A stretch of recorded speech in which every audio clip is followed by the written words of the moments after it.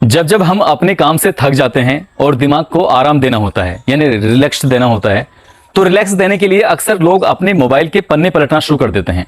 बड़ी संख्या में लोग या तो छोटी छोटी जो वीडियो होती हैं, रील होती हैं, उसको देखने लगते हैं, या फिर किसी सोशल साइट पर जाकर चैट करने लगते हैं, या फिर कोई वीडियो देखने लगते हैं। इसी तरह से आज की जो सच्ची घटना मैं आपको सुनाने जा रहा हूं, इस सच्ची घटना में दो अलग अलग लोग थे। दोनों ही अपने अपने मोबाइल से अपने दिमाग को ठंडा करने के लिए, शांत करने के लिए, उसे आराम देने के लिए मोबाइल के पन्ने पलट रहे थे। कब पन्ने पलटते पलटते एक दूसरे से कनेक्ट हो जाते हैं पता ही नहीं चलता, और इसके बाद इन दोनों के आपस में संबंध भी बन जाते हैं। लगभग 2 साल से संबंध बने थे, महज एक छोटी सी बात के लिए। बात छोटी नहीं थी, बात बहुत बड़ी थी। संबंध टूटने की कगार पर पहुंच जाते हैं। जब वो संबंध टूटते हैं, न केवल संबंध टूटते हैं बल्कि 2 लोगों का कत्ल हो जाता है, मारे जाते हैं। इससे न केवल 2 लोग मारे जाते हैं बल्कि कई परिवार बर्बादी की कगार पर भी पहुंच जाते हैं। और जब इस घटना का खुलासा होता है तो पूरा शहर, पूरा जिला ये सुनकर, देखकर हैरान था कि आखिरकार ऐसा कैसे हो सकता है। वाकई आज की जो कहानी, आज की जो सच्ची घटना मैं आपको सुनाने जा रहा हूं, ये न केवल कुछ ऐसे रिश्तों की मर्यादाओं को तार तार करती है, बल्कि एक ऐसी जिस रिश्ते पर सबसे ज्यादा विश्वास किया जा सकता है, जिसको भगवान से भी बढ़कर माना गया है, उस रिश्ते को भी उसने धूमिल करने में कोई कसर नहीं छोड़ी। आदाब, नमस्कार, सत श्री अकाल। मैं उस्मान सैफी। आज की जो सच्ची घटना मैं आपको सुनाने जा रहा हूं, ये सच्ची घटना है उत्तर प्रदेश का एक शहर है अयोध्या, और इसी शहर का एक कॉलोनी लगती है श्रीरामपुर कॉलोनी। दरअसल कोतवाली नगर क्षेत्र का ये मोहल्ला है। यहां पर रहने वाली एक सरकारी शिक्षिका और उसके पति भी सरकारी शिक्षक हैं। वो अपनी मां के साथ रहती है। 1 जून 2022 की दोपहर लगभग 1 बजे के आसपास शिक्षिका की मां और उसके पति बैंक में किसी काम से गए हुए थे, और वो शिक्षिका घर में अकेली है, और साथ ही जो घर में ऊपर वाली मंजिल है उस पर कुछ कंस्ट्रक्शन का काम चल रहा था। लगभग 7 मजदूर एक साथ घर के अंदर काम कर रहे हैं।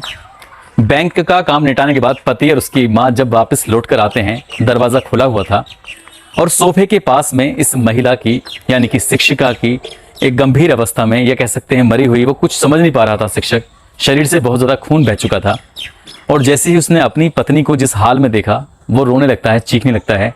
साथ में उसकी सास भी थी, यानी कि उस टीचर की माँ भी थी। दोनों की हालत देखने लायक थी। आनन फानन ही रोते बिलखते, इससे वो मजदूरों को भी कुछ आवाज नहीं दे पाते हैं। मजदूर छत पे काम कर रहे थे। इस महिला शिक्षिका को उठाकर वो सीधा हॉस्पिटल लेके जाते हैं, और वहां जाकर जब डॉक्टर से इलाज कराने की कोशिश करते हैं, डॉक्टर कहता है कि ये मर चुकी हैं। बात मरने की जब खबर आती है तो वाकई ये हैरान करने वाली बात थी, परेशान करने वाली बात थी। तुरंत ही पुलिस को सूचना दी जाती है। पुलिस मौके पर आती है, और पुलिस मौके पर आने के बाद उस डेड बॉडी को, उस लाश को अपने कब्जे में लेकर पोस्टमार्टम कराया जाता है। पोस्टमार्टम में पता चलता है लगभग 22 बार वार किया गया है। ऐसा लग रहा था जैसे बहुत ज्यादा दुश्मनी हो गई है। पुलिस जब घर में जाती है, घर में जाने के बाद देखती है तो वहां जगह जगह खून के धब्बे पड़े हुए हैं, और साथ ही जो अलमारी है उसका ताला टूटा हुआ था। अलमारी में ताला टूटे होने की वजह से ये पता करने की कोशिश की गई कि आखिरकार तुम्हारे घर में क्या रखा हुआ था और क्या सामान गायब है। तब उसका पति बताता है कि साहब, इसमें कुछ ज्वेलरी रखी हुई थी, कुछ पैसे रखे हुए थे। हो सकता है कि किसी ने लूटपाट के इरादे से इस घटना को अंजाम दिया हो। पुलिस इस लूट के एंगल पर जांच करने की कोशिश कर रही थी, और शहर के जितने भी ऐसे क्रिमिनल माइंडेड लोग हैं, जो लूट चोरी जैसी घटनाओं को अंजाम देने वाले लोग हैं, उन सभी लोगों से बारी बारी से पूछताछ की जाती है। लेकिन इस घटना के संबंध में कुछ भी पता नहीं चलता है। छत पर काम कर रहे मजदूरों को बारी बारी से बुलाया जाता है, सातों के साथ मजदूरों से पूछा जाता है, लेकिन घर में आवाज होने की वजह से, कंस्ट्रक्शन का काम चलने की वजह से नीचे क्या हो रहा है, किसने किसको मारा है, कुछ पता ही नहीं चला। और पुलिस ने उनसे बारी बारी से अलग अलग पूछताछ की। मजदूर वाला एंगल भी पुलिस के हाथ नहीं लग रहा था। बात आती है प्रॉपर्टी पर। प्रॉपर्टी इस महिला शिक्षिका के नाम अच्छी खासी थी। पुलिस ने इस एंगल पर भी जांच की, लेकिन इससे कुछ नहीं पता चला। फिर पुलिस को शायद ये अंदाजा लगा कि हो सकता है इस महिला का किसी ना किसी से अफेयर हो। पुलिस ने इस महिला के यानी कि शिक्षिका के मोबाइल की जब सीडीआर निकलवाई, सर्विलांस चेक किया गया, तो उस सर्विलांस की उस लोकेशन से भी कुछ भी पता नहीं चला। सीडीआर से कोई ऐसा संदिग्ध नंबर सामने नहीं आया जिसके आधार पर यह कह सकें कि किसी ने इस महिला की हत्या सिर्फ प्रेम प्रसंग के लिए की है। किसके लिए की है, किसके लिए नहीं की है, सवाल बहुत सारे थे, जवाब एक भी नहीं था। अब पुलिस की जो सुई थी वो उसके पति के ऊपर घूमने लगती है। हालांकि पति अपनी सास के साथ बैंक गया था, और सास के साथ ही वापस लौटकर भी आता है, क्योंकि इस बात की गवाह उसकी मरने वाली शिक्षिका की मां होती है। लेकिन ये बात पुलिस इस बात से इनकार करने को तैयार नहीं थी और इस शिक्षक को, जो कि इस महिला का पति है, उसको हिरासत में लिया जाता है, उससे पूछताछ की जाती है। लेकिन पूछताछ करने के बाद भी कुछ सफलता नहीं मिलती। पूरे शहर में इस बात का शोरशराबा मच जाता है। जो शिक्षक संघ हैं, प्राइमरी और माध्यमिक शिक्षक के, तो सभी शिक्षक इसमें पुलिस के खिलाफ धरना प्रदर्शन के लिए उतारू हो जाते हैं। पुलिस को चैलेंज करते हैं कि अगर घटनाक्रम का खुलासा नहीं हुआ तो वह विरोध प्रदर्शन करने के लिए मजबूर होंगे। इसके लिए प्रशासन स्वयं जिम्मेदार होगा। प्रशासन करे तो क्या करे, मजदूर का एंगल, चोरी का एंगल, लूट का एंगल, पति का एंगल, प्रेम प्रसंग का एंगल, हर एंगल पर जांच की जा रही थी, मगर कोई भी एंगल काम नहीं कर रहा था। आखिरकार पुलिस ने जो आसपास के इलाके में, आसपास के एरिया में सीसीटीवी कैमरे लगे हुए थे, इस घटनाक्रम से लेकर और पहले तक के 1-1.5 हफ्ते 2 हफ्ते तक के हर कैमरे को खंगाला, लेकिन कैमरे से भी कोई सफलता नहीं मिल रही थी। लगभग 700 कैमरों को खंगाला गया और 700 कैमरों के खंगालने के बाद पुलिस को कोई सफलता नहीं मिली। साथ ही 500 से ज्यादा लोगों से पूछताछ की गई और 10 किलोमीटर के एरिया में जितने भी मोबाइल थे उनको ट्रेस किया गया। लेकिन इस घटनाक्रम को, इस हत्याकांड को किसने अंजाम दिया है, कुछ पता ही नहीं चला। आखिरकार पुलिस को एक छोटा सा क्लू मिलता है और वो क्लू था सीसीटीवी कैमरे के अंदर एक व्यक्ति जो कि संदिग्ध नजर आ रहा था। उसने एक टी शर्ट पहनी हुई थी। उसकी कद काठी का पूरे शहर में पर्चे छपवा दिए जाते हैं, अखबार में फोटो छपवा दिया जाता है, लेकिन कोई भी ये व्यक्ति बताने को तैयार नहीं था कि इस कद काठी का, इस टी शर्ट पहने हुए व्यक्ति को हमने देखा है। साथ ही पुलिस अब एक उसके पास अंतिम रास्ता बचता है और वो रास्ता था कि आखिरकार ऐसी टी शर्ट, क्योंकि देखकर साफ अंदाजा लगाया जा रहा था कि जैसी ये टी शर्ट बिल्कुल नई है, उस टी शर्ट के फोटोग्राफ्स को लेकर लगभग शहर के 400 दुकानदारों के पास जाया जाता है। इसके लिए कई टीमें बनाई जाती हैं। DIG AK Singh, SSP Shailesh Kumar Pandey, ये दोनों मिलकर इस घटनाक्रम को, इस मामले को, इस हत्याकांड को खुद स्वयं देखने की कोशिश कर रहे थे। उधर जब पोस्टमार्टम रिपोर्ट आती है तो ऐसा लगता है कि भारी लंबी चीज से, जैसे चाकू जैसी चीज से इस महिला को बार बार गोदा गया था। इसकी पीठ पर, इसकी गर्दन पर, इसके पेट पर बहुत सारे वार किए गए थे और इसी वार करने से पता चलता है कि महिला शिक्षिका जो थी वो 5 महीने की गर्भवती थी। अब इस बात की जानकारी घर वालों को तो थी नहीं, लेकिन ये सब हैरान थे। अब यहाँ पर एक नहीं बल्कि डबल मर्डर हो चुका था, 2 हत्याएं हो चुकी थीं। हत्या किसने की है, किसने नहीं की है, यही एक जांच का विषय था। यही एक पहला बच्चा था। इस बच्चे को लेकर न केवल माँ इतनी ज्यादा खुश थी बल्कि पति भी बेइंतहा खुश था। आखिरकार किसने ये हत्या की है, इसी सवाल का जवाब जानने के लिए जब पुलिस कोशिश करती है तो ये सीसीटीवी कैमरे के आधार पर जो एक टी शर्ट निकल के आती है, 400 दुकानदारों से पूछताछ की जाती है तो 400 दुकानदार इनकार कर देते हैं कि हमारे यहाँ से ये टी शर्ट नहीं ली गई। अब पुलिस के पास एकमात्र रास्ता बचा था और वो रास्ता था ऑनलाइन खरीदारी करने वाला। शहर के जितने भी लोग थे जो डिलीवरी करते हैं, डिलीवरी बॉय को बारी बारी से पूछा जाता है, उनके पास जाया जाता है। तब एक व्यक्ति कहता है कि हाँ, लगभग 2 महीने पहले, यानी कि मई के प्रथम सप्ताह में एक लड़के ने एक टी शर्ट मंगाई थी जो कि इन्हीं के मोहल्ले का है। उसकी कलर कैसा है, कैसा नहीं है, उसके बारे में कोई जानकारी नहीं थी। पुलिस आखिरकार पास में जाती है और जाने के बाद जैसे ही उस घर के दरवाजे को खटखटाने की कोशिश करती है तो लड़का पीछे से आ रहा था। पुलिस को देख के वो भागने लगता है। अभी हाल ही में उसका 12वीं क्लास का रिजल्ट आया है। उस रिजल्ट में बहुत ज्यादा अच्छे नंबर भी नहीं आए थे, सामान्य नंबर से पास हुआ था। पुलिस वालों ने इसे दौड़कर भागकर उसको पकड़ा और पकड़ने के बाद उससे कहा कि तुम भागने की कोशिश क्यों कर रहे थे। उसने निरंतर के बहाने बनाने शुरू कर दिए। फिर पुलिस का एक ही सवाल था कि जो टी शर्ट तुमने उस दिन पहनी हुई थी वो टी शर्ट कहाँ है। वो समझ नहीं पा रहा था कि आखिरकार पुलिस क्या बात कहना चाहती है। फिर वो जब सख्ती से पूछताछ की जाती है तो वो उसी टी शर्ट को लेके आ जाता है जिस टी शर्ट को फ्लिपकार्ट के माध्यम से उसने मंगाया था।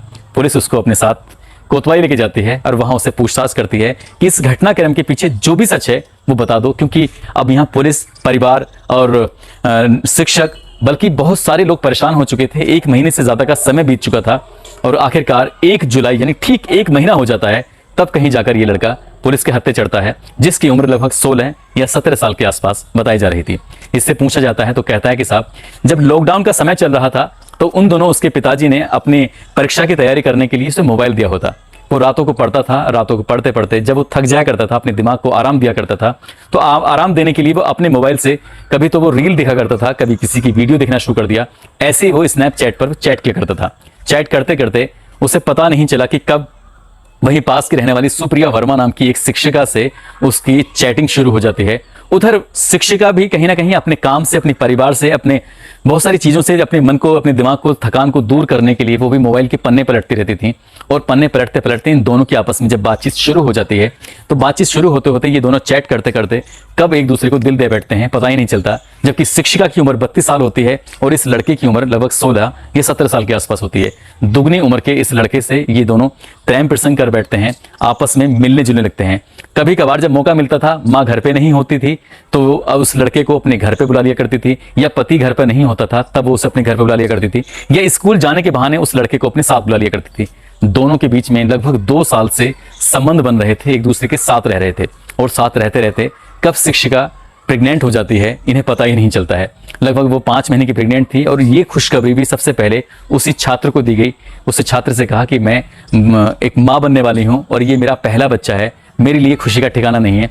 लेकिन ये बच्चा किसका है ये अभी तक भी क्लियर नहीं है, उस छात्र का है या उसके पति का है ये कहना मुश्किल है, ये तो जांच के बाद ही क्लियर हो पाएगा। लेकिन जैसे ही उस छात्र को ये पता चलता है कि वो प्रेग्नेंट हो गई है, तब वो हाथ जोड़कर माफी मांगता है, कहता है कि मैम मुझे माफ कर दो, अब मैं तुम्हारे पास नहीं आ सकता क्योंकि अब मेरा मन भर गया, मेरा जी नहीं लगता, मैं पढ़ाई में भी कमजोर हो चुका हूँ। हाई स्कूल में तो ठीक ठाक नंबर थे, लेकिन इंटरमीडिएट की परीक्षा में मेरे नंबर भी शायद कम आएंगे। क्योंकि इस तरह की वो कई महीने से लगातार ऐसी रिक्वेस्ट कर रहा था, लेकिन मैडम उसे किसी न किसी बहाने से अपने पास बुलाती थी और पास बुलाने के बाद उसके साथ वो संबंध बनाती थी। ऐसे ही वक्त गुजरता चला जाता है और उसने 1 जून से ठीक 1 दिन पहले एक बार इन दोनों की फिर से मुलाकात होती है। दोनों के बीच में संबंध बनते हैं, बातचीत करते हैं और संबंध बनने के बाद फिर यह हाथ पैर जोड़ता है और कहता है मैम आज से मैं आपसे नहीं मिल सकता और यदि आपने मुझसे मिलने की कोशिश की तो सही नहीं होगा। तब वो मैडम कहती है कि तुम्हें परेशान होने की जरूरत नहीं, यदि तुमने मिलने की कोशिश नहीं की तो मैंने तुम्हारे साथ कुछ फोटोग्राफ्स, कुछ वीडियो बनाए हुए हैं, ऐसे वीडियो, आपत्तिजनक वीडियो कि जिन वीडियो को मैं लोगों को बता दूंगी या उससे ये तुम्हारी पोल पट्टी जो है वो खुल जाएगी।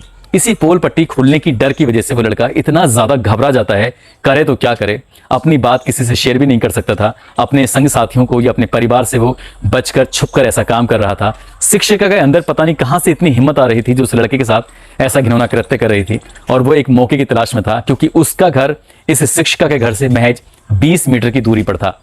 इस 20 मीटर की दूरी में जब एक दूसरे का मन करता था, जब कोई घर पे नहीं होता था, वो दोनों ऐसे सेफ गेम खेल रहे थे और वो चुपचाप एक दूसरे से मिल लिया करते थे। 1 जून को भी ऐसा ही होता है, घर पे ऊपर मजदूर काम कर रहे थे क्योंकि ये दोनों कभी भी एक दूसरे से फोन पे बात नहीं करते थे, जब भी करते थे वो स्नैप चैटिंग किया करते थे। जब इसकी सगी माँ शिक्षिका की और उसका पति बैंक गए हुए थे तो इसी दौरान ये लड़का घर आता है और बिना बताए आता है क्योंकि इसकी आंखों के सामने ही दोनों घर से बाहर निकले थे। जैसे ही वो घर में अंदर जाता है उसको पहले चुपके से पीछे से पकड़ लेता है। वो समझ जाती है कि उससे मिलने के लिए उसका प्रेमी आया हुआ है और एक रात पहले आने का जो वादा किया हुआ था, वो हाथ में वो कुछ ऐसी नुकीली चीज लेके आता है जिसकी लंबाई लगभग 1 फीट के आसपास होती है और वो उस शिक्षिका को तब तक मारता रहता है जब तक क्या उस शिक्षिका के प्राण नहीं निकल जाते। साथ ही वो उसके पेट में भी कुछ ऐसे ही उस सुई को या कोई ऐसी धारदार चीज थी उसको चुबा देता है, जिसकी घुसेड़ देता है, जिसकी वजह से उसके बच्चे की भी घटनास्थल पर ही मौत हो जाती है। और पुलिस इस घटनाक्रम के खुलासे के लिए एड़ी चोटी का जोर लगा चुकी थी, लेकिन इस घटना के खुलासे के लिए टी-शर्ट ही एक आसान रास्ता बना और फ्लिपकार्ट के माध्यम से वो खरीदी गई थी। तब जाके पता चलता है पुलिस ने उस लड़के को गिरफ्तार करके जेल भेज दिया है और पुलिस इस घटना से संबंधित अन्य पहलुओं पर भी जांच करने की कोशिश कर रही है ताकि इस घटना के संबंध में यदि और भी कोई किसी के हाथ शामिल हैं या कोई और भी शामिल है तो उसके खिलाफ भी कड़ी से कड़ी कार्रवाई की जा सके।